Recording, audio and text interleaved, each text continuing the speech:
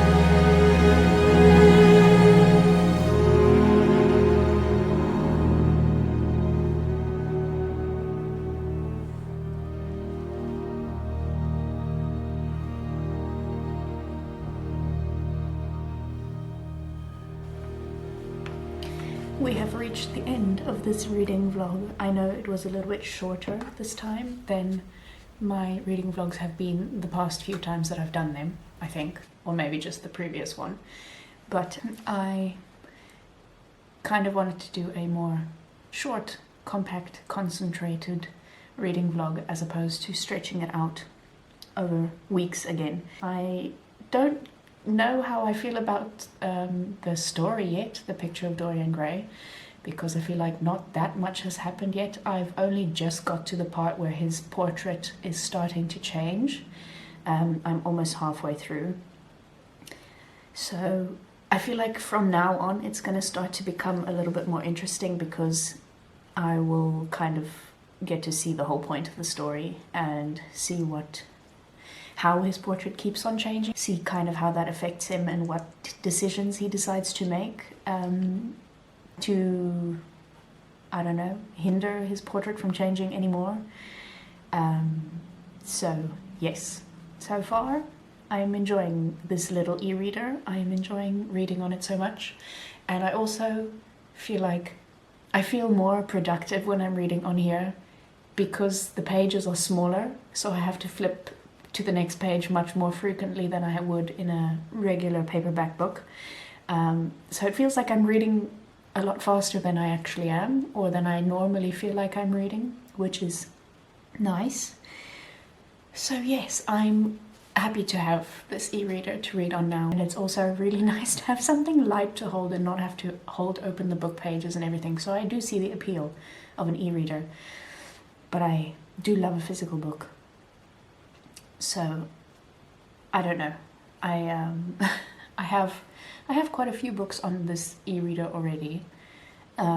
Books that I've bought and ebooks that I've had for a long time and just had nowhere to read them on except my phone, which I hated. I did not enjoy reading on my phone. So I will definitely be obviously using this in the future. I just don't know how often I will be reading on it. Obviously until I finish this book I will be. Thank you all for watching this video. I hope you enjoyed it. Let me know your thoughts on e-readers down below. Somebody across the street is busy washing their windows.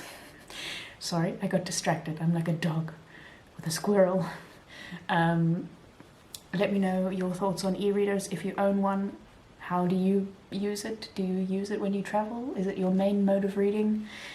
What kind of books do you like reading on an e-reader? Because I feel like I will probably also be reading a lot of non-fiction on this e-reader, because I don't know that I'm not necessarily somebody who wants to have non-fiction physical books, but I want to read the non-fiction because I want to learn stuff and I'm interested in a lot of different topics, but I don't necessarily feel the need to own it as a physical book that I will keep for a long time unless I really like the book or am very interested in the topic and want to keep it for reference in the future and those kinds of things. So I feel like I might also read a lot more non-fiction on this e-reader, which is great because I don't read a lot of non-fiction, so maybe this will be my push to read more non-fiction.